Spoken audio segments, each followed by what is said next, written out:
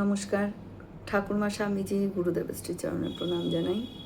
শতরূপে সারদা, সেখান থেকে খানিকটা অংশ পড়ে শোনাচ্ছি। শ্রীরামকৃষ্ণ ও সারদা দেবীর যখন দক্ষিণেশ্বরে একত্রে বাস করতেন, সেই প্রসঙ্গে শ্রীমা বলছেন, সে যে কি অপূর্ব দিব্যভাবে থাকতেন তা বলে বোঝাবার নয়। কখন ভাবের ঘোরে কত কি কথা, কখনো হাসি, কখনো কান্না, কখনো একেবারে সমাধিতে। এইরকম সমস্ত রাত চলে যেত। তাই দেখে কখনো আমার সর্বশরীর কাঁপত, আর ভাবতুম কখন যে রাতটা পোহাবে। ভাব সমাধির কথা তখন তো এত কিছু বুঝি না। একদিন তার আর সমাধি ভাঙে না দেখে আমি ভয়ে কাঁদতে লাগলুম। তারপর হৃদয়কে ডেকে পাঠালুম। সে এসে কানে নাম শোনাতে শোনাতে তবে তার চৈতন্য হয়। এরপর ওই রূপ ভয় কষ্ট পাই দেখে তিনি নিজে আমায় শিখিয়ে দিলেন, এইরকম ভাব দেখলে নাম শোনাবে, ওই রকম ভাব দেখলে বীজ শোনাবে। তারপর ধীরে ধীরে আমি সব শিখলুম। শুধু যে শ্রীরামকৃষ্ণের মনে ঊর্ধ্বলোকে বিচরণ করত তাই নয়, সারদা দেবীর মনও অনুরূপভাবে দেহাতীত ভূমিতে অবস্থান করত।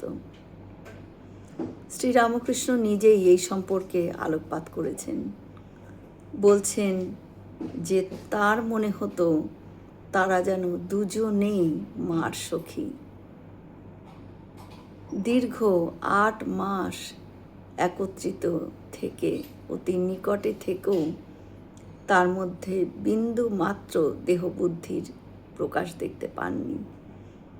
পরবর্তীকালে তিনি এই জাহ্নবী সদৃশ্য পবিত্রতার স্বরূপিণী মহিমার পরিচয় দিতে গিয়ে দ্বিধাহীন ভাষায় বলেছেন,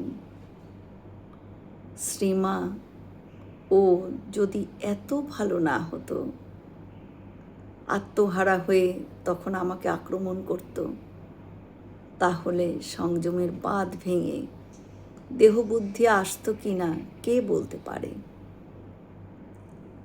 স্বামী বিবেকানন্দ যাকে বলেছেন ত্যাগীশ্বর, যার ইন্দ্রিয় জয়ের অলৌকিক ইতিহাস প্রবাদ কাহিনীতে পরিণত হয়েছে, সেই শ্রীরামকৃষ্ণের এই উক্তি কতখানি তাৎপর্যপূর্ণ তা ব্যাখ্যার অপেক্ষা রাখে না।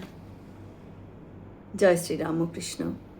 আমরা সকলে মিলে একসাথে বলি, জয় মহামায় কি জয়, জয় ভগবান শ্রী শ্রীরামকৃষ্ণ দেব কি জয়, জয় স্বামীজি মহারাজজি কি জয়।